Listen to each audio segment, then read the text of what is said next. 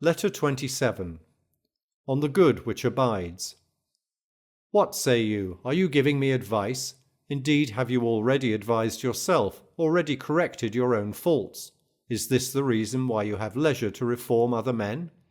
No, I am not so shameless as to undertake to cure my fellow men when I am ill myself. I am, however, discussing with you troubles which concern us both, and sharing the remedy with you, just as if we were lying ill in the same hospital. Listen to me, therefore, as you would if I were talking to myself. I am admitting you to my inmost thoughts, and am having it out with myself, merely making use of you as my pretext. I keep crying out to myself, count your years, and you will be ashamed to desire and pursue the same things you desired in your boyhood days. Of this one thing make sure against your dying day. Let your faults die before you die. Away with those disordered pleasures, which must be dearly paid for. It is not only those which are to come that harm me, but also those which have come and gone. Just as crimes, even if they have not been detected when they were committed, do not allow anxiety to end with them, so with guilty pleasures, regret remains even after the pleasures are over. They are not substantial, they are not trustworthy, even if they do not harm us, they are fleeting. Cast about rather for some good which will abide. But there can be no such good except as the soul discovers it for itself within itself. Virtue alone affords everlasting and peace-giving joy. Even if some obstacle arise, it is but like an intervening cloud, which floats beneath the sun, but never prevails against it. When will it be your lot to attain this joy?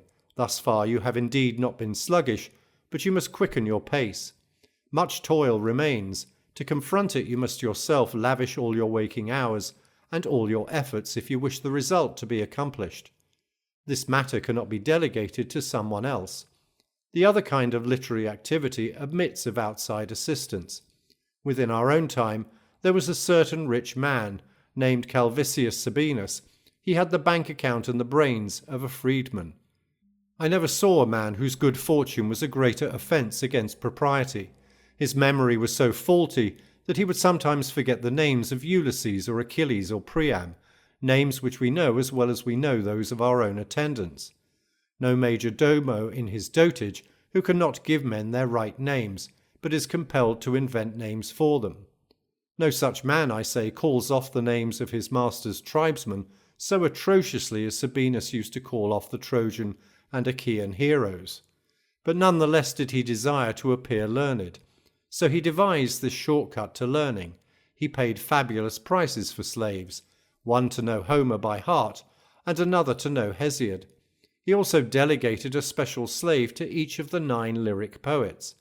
You need not wonder that he paid high prices for these slaves. If he did not find them ready to hand, he had them made to order.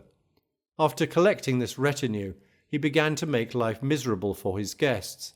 He would keep these fellows at the foot of his couch, and ask them from time to time for verses which he might repeat, and then frequently break down in the middle of a word. Satellius Quadratus, a feeder and consequently a fawner upon addlepated millionaires, and also for this quality goes with the other 2, a flouter of them, suggested to Sabinus that he should have philologists to gather up the bits. Sabinus remarked that each slave cost him 100,000 sesterces. Satellius replied, you might have bought as many bookcases for a smaller sum. But Sabinus held to the opinion that what any member of his household knew, he himself knew also. This same Satellius began to advise Sabinus to take wrestling lessons. Sickly pale and thin as he was, Sabinus answered, how can I? I can scarcely stay alive now. Don't say that, I implore you, replied the other.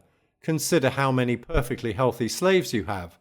No man is able to borrow or buy a sound mind. In fact, as it seems to me, even though sound minds were for sale, they would not find buyers. Depraved minds, however, are bought and sold every day. But let me pay off my debt and say farewell. Real wealth is poverty adjusted to the law of nature. Epicurus has this saying in various ways and contexts, but it can never be repeated too often, since it can never be learned too well. For some persons the remedy should be merely prescribed. In the case of others, it should be forced down their throats. Farewell.